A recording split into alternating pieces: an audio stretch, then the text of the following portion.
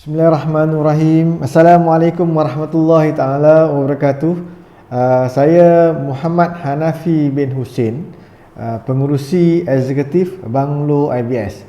Hari ini saya ingin berkongsi dengan korang semualah tentang satu topik yang saya rasa penting untuk korang tahu, tuan-tuan tahu, iaitu satu tajuk yang kita namakan sebagai valuation report.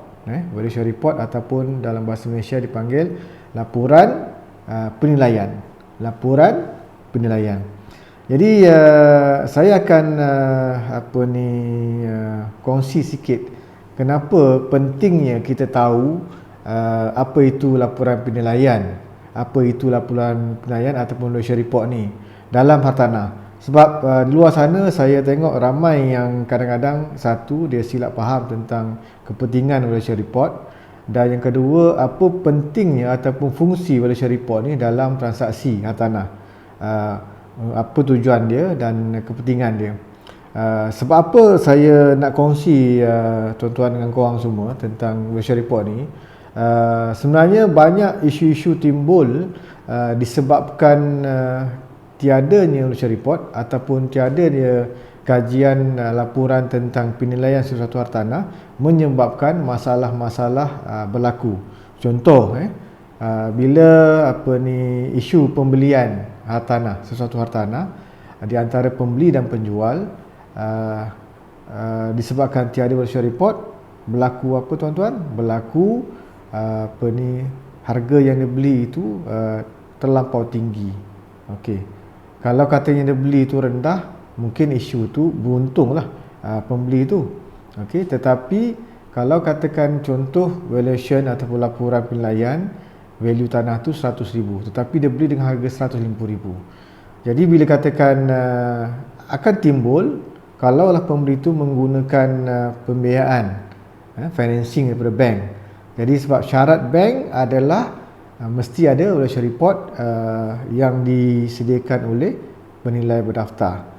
Jadi bila katakan valuation report dah dibuat, barulah kita tahu bahawa valuation report itu adalah 100,000 dan akan jadi satu perkelahian di antara penjual dan pembeli. Ini isu-isu yang timbul di luar sana. Okey.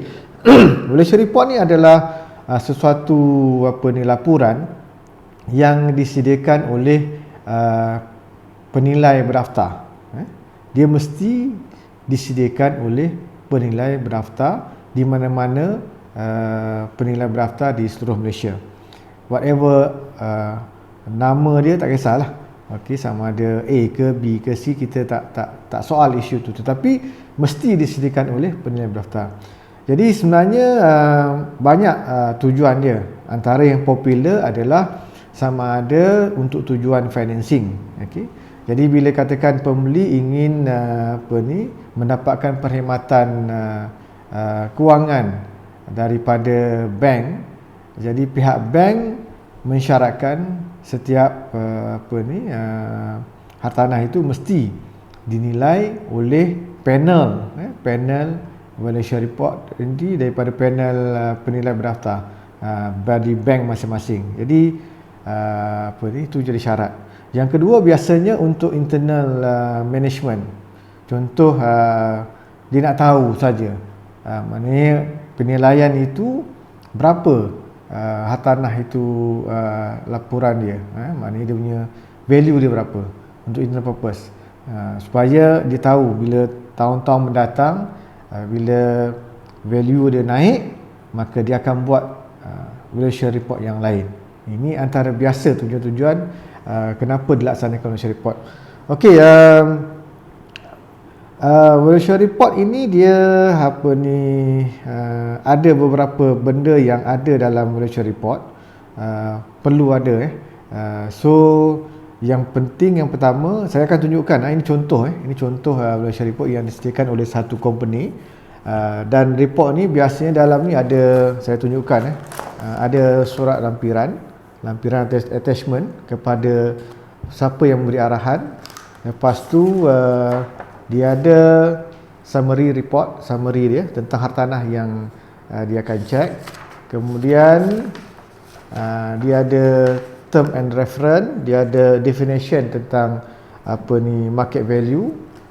Okey. Lepas tu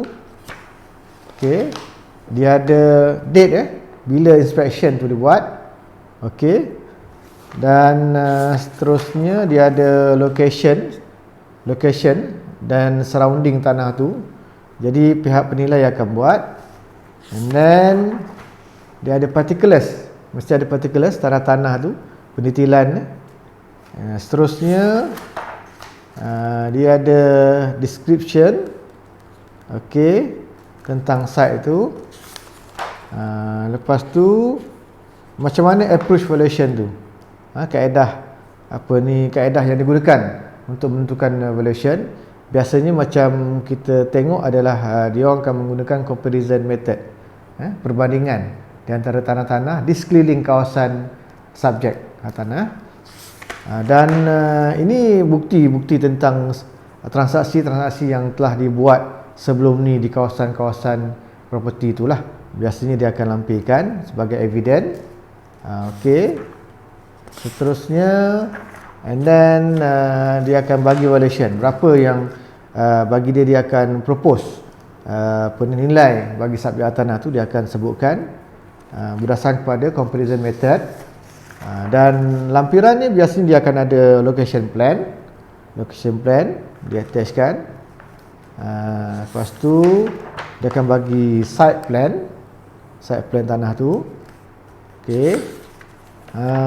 Foto apa foto tanah tu dia akan masukkan. Dan selain foto, carian persendirian ini untuk membuktikan siapa sebenarnya owner. Biasanya mereka akan membuat carian di pejabat tanah bagi tanah tersebut dan dilampirkan sekali siapa owner dan pendetilan tentang hak tanah tersebut. Dan hujung sekali itu saja. Jadi ini antara contoh laporan yang saya rasa saya nak berkongsi dengan tuan-tuan. Dan insya-Allah dengan adanya laporan penilaian ini akan dapat banyak membantu tuan-tuan dan puan-puan dalam menentukan harga untuk facilities bank dan juga tujuan-tujuan lain. Jadi biasanya dia suruh charge dalam 1% daripada penilaian. Contoh kalau hartanah tu 60,000, dia akan charge lebih kurang dalam 600 ni anggaran. Saya ingat itu sajalah perkongsian pendek saya dengan tuan-tuan dan puan. Semoga ada manfaat kepada semua yang menonton perkongsian ni. Itu saja daripada saya, Muhammad Hanafi Hussein daripada Banglo IBS. Assalamualaikum warahmatullahi wabarakatuh dan bye.